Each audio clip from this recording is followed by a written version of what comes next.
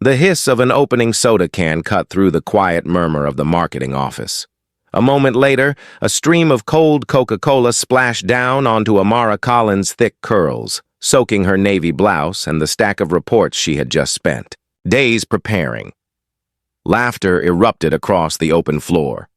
"Oops," mocked Haley Brentwood, the platinum blonde team manager. "Thought your ideas needed a little more fizz." The laughter wasn't casual. It was calculated. Cruel. A performance. Ryan Caldwell, the junior account coordinator, pulled out his phone and began recording. "Look, everyone," he shouted. "It's the company's diversity hire getting a soda baptism." Beside him, a smirking intern named Chloe Yoon typed furiously on her phone. "Reality check," she whispered, giggling at her own cruelty. Amara didn't flinch. She didn't cry. She didn't even blink. Her deep brown eyes locked onto the screen of her phone. Not to escape, but to act.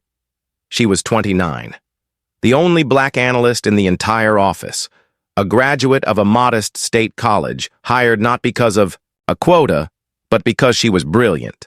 And because of that, she had been treated like a foreign object from day one. "Know what your problem is, Amara?" Haley sneered, stepping closer, her designer perfume mixed with the sugary scent of soda. "You don't know your place. Just because you can put on a suit doesn't mean you belong at our table." What they didn't know was this wasn't Amara's first encounter with elitism, but it would be their last. Amara picked up her phone without a word and typed a single message. Ryan leaned closer with his phone still recording. "What? Gonna call your rideshare boyfriend? Bet he's still in the Bronx waiting on the subway," Chloe snorted. "Or maybe she's texting her mom for some sympathy tears. You always look like you're about to cry." But there were no tears, only resolve.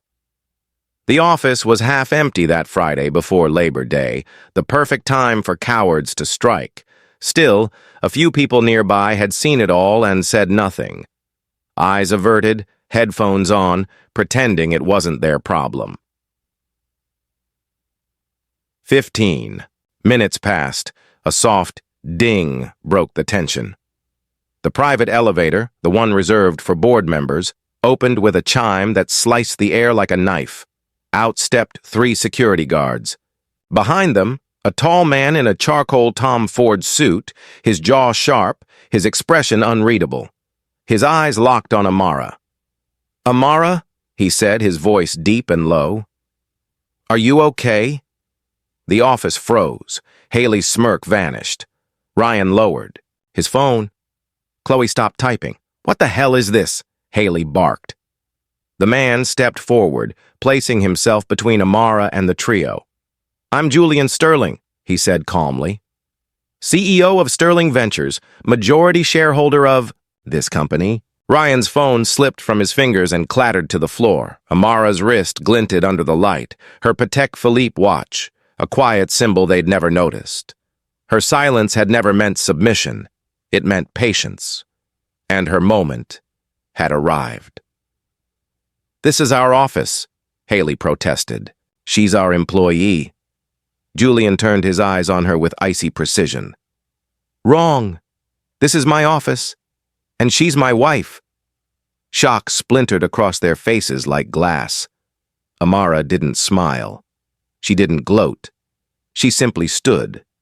For 6 months, they had mocked her, belittled her, stolen her ideas in meetings, excluded her from projects, and reduced her to a punchline. And all that time, they never asked who she was outside these walls. "I tried to give you grace," Amara said, her voice calm. "But today you made the best decision of your lives." Julian raised his hand. "Security! Remove these 3 from the premises!" "You can't be serious," Ryan shouted. "This is harassment." "No," Amara replied. "What you did was harassment. This is accountability." As the guards began approaching, Chloe fumbled with her phone. Her fingers trembled. She pulled up Julian's LinkedIn. CEO, net worth $7.8 billion. Haley turned pale. You married into this company?" she asked, voice shaking. No, Amara said. I earned my place here. I chose to work as myself, not as Mrs. Sterling. I wanted to prove I could stand on my own. And she had. Every insult, every slight had been documented, emailed, backed up, recorded. The time for mercy had passed. A second elevator dinged. Out stepped a man in a slate gray suit, briefcase in hand. Marcus Lane, Chief Legal Counsel for Sterling Ventures. I have documentation of sustained workplace hostility, he announced, handing sealed folders to each of the three tormentors. Racial discrimination, verbal harassment, digital abuse, all of it. You're kidding me, Ryan barked. No jokes here, Julian replied, picking up Ryan's dropped phone and tapping play. The video he had just recorded played back, loud and clear. Look, everyone, it's Diversity Hire Shower Day! Gasps rippled through the room, Chloe's face drained of color. Amara never reported this to HR, Haley snapped. How can we be punished for something she never even complained about? Marcus opened the next folder. She didn't have to. She recorded every meeting, every conversation, every anonymous email, including this one. A projection flashed onto the office wall, an email Haley had sent 2 months ago. Subject: New hire. Let's bet how long it'll take before she goes back to the ghetto. The silence was suffocating. You created a paper trail of your own downfall, Marcus said, dryly. That takes a special kind of arrogance. As the tension in the room thickened, Marcus opened the final folder and handed it to Julian. Now, Marcus continued, let's talk value. On the screen behind them, a new slide appeared. Project Echelon. Predictive Marketing AI Developed. By Amara Collins, Sterling estimated value, 47.2 million status, patented. While you were mocking her, Julian said, Amara built a marketing algorithm that's already been licensed by top-tier firms. The system is 47% more efficient than anything on the market. And we're implementing it exclusively through Sterling Ventures, Marcus added. This can't be real, Chloe whispered. It's very real, Amara said, stepping forward. You spent 6 months trying to tear me down. I spent 6 months building something that would outlive every insult. Ryan looked like he might vomit. Haley stared at the screen in stunned silence. And you know what's better than revenge? Amara asked. Redirection. Because while you were plotting to destroy my reputation, I was designing a system that changes the entire landscape. Julian stepped forward again. Effective immediately, your employment is terminated. Just cause. Fired? Haley shouted. You can't fire me for a joke. Amara turned to her, voice cool and resolute. You didn't tell a joke. You built a culture of cruelty. Now you get to live in it. A second slide lit up.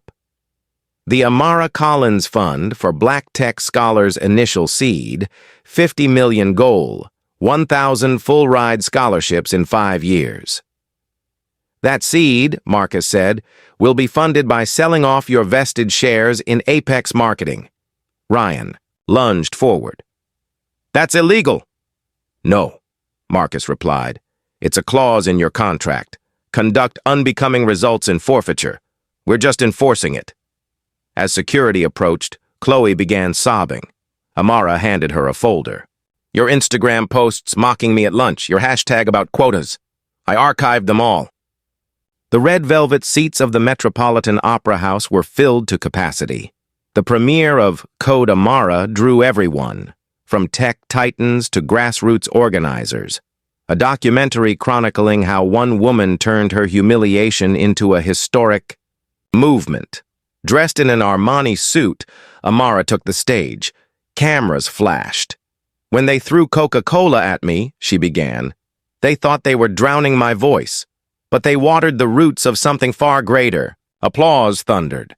On-screen, updates rolled in. Haley's lawsuit was dropped when her own lawyers saw the evidence. Ryan was now a delivery driver. Chloe moved to a small town and deleted her digital life. And Amara's scholarship fund had already supported 347 young black students at MIT, Stanford, and beyond. The final image of the documentary sent chills down every spine. The Apex Marketing Office, now, the Amara Collins Institute for Tech Equity. A place once filled with mockery now housed future coders and engineers from underserved communities, Amara's voice narrated. They asked if I wanted revenge. No, I wanted justice. Revenge destroys. Justice builds. Backstage, her phone buzzed. A message from a 16-year-old Bronx student. Miss Collins, I just got into the scholarship program. I'm the first in my family going to college. Thank you. Tears welled in Amara's eyes. To the world, she was a tech mogul, a movement starter. But to one girl, she was proof that dignity, when protected and nurtured, could become destiny. And to her enemies, she had only one thing left to say. You just made the best decision of your lives, just not the one you thought.